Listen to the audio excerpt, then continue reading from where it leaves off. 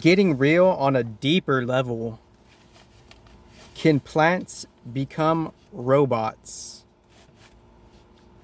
After that question, many different perceptions that are fleeting could go by for however your intelligence fixates upon something, which could be anything on originally from the spiritual vantage point or energetic vantage point, if that word may confuse you.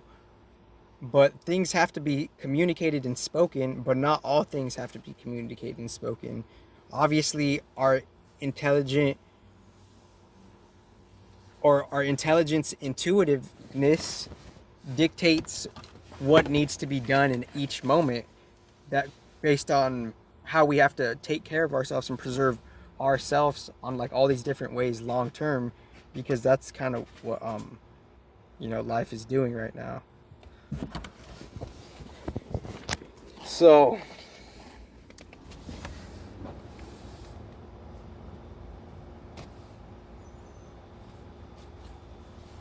after asking that question, what could be the appropriate follow-up question that could be asked within some type of format situation where a circumstance turns into an emergency, a real fucking non-elusive pandemic, a non-imaginative pandemic on the deepest level, clearing it on the deepest level.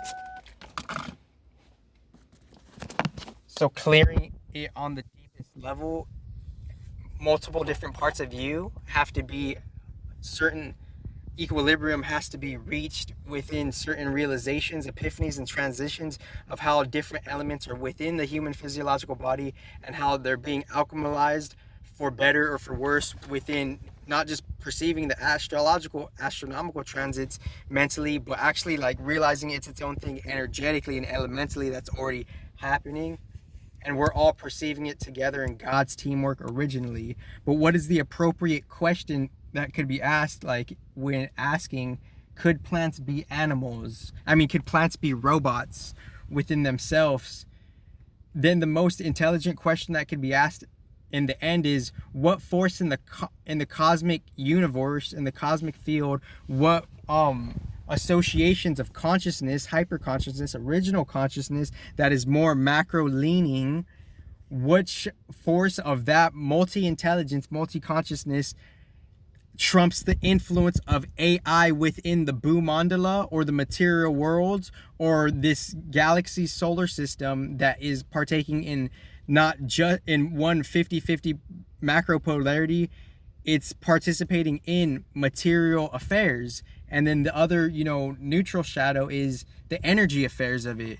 So within the galaxy itself is part of Bhumandala in one respective term, or it spans out and it's a spectrum of how it is and it isn't. So within that Bhumandala, within the galaxy, there's AI influence aside from this quarantationalized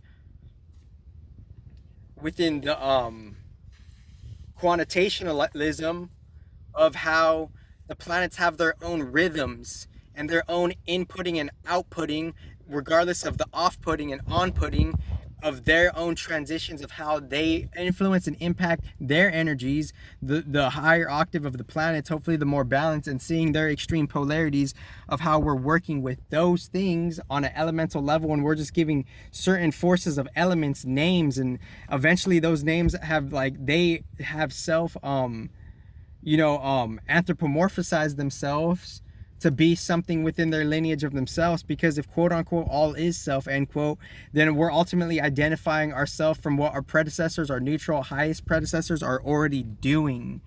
So when I say could plants be robots, well, obviously they already are. They're spiritual robot. All the humans are spiritual, quote unquote, metaphorical robots, end quote. And if you read my last Facebook post, there's different metaphors of it, period. And there was a mini blog post on my journal that I already kind of overproved on what it really meant, because you can misinterpret the shit out of anything all the fuck you want.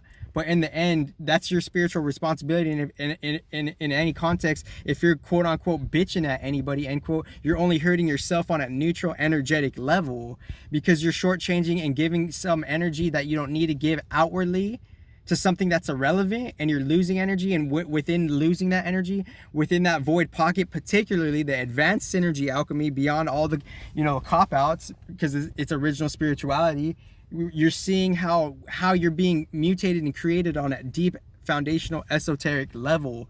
So when I ask the question, could plants be robots, the most appropriate a question that could be asked after that question is, what being or set of beings in the conscious field reality has influence over AI and all material realities and dimensions? Because if you don't ask that, then you will never have the ability to leverage out of the particularity of samsara, the particularity of this suffering, the particularity of your reality on the most particularity, highest hyper neutrality way you could do it, from its start to its finish on the highest logic.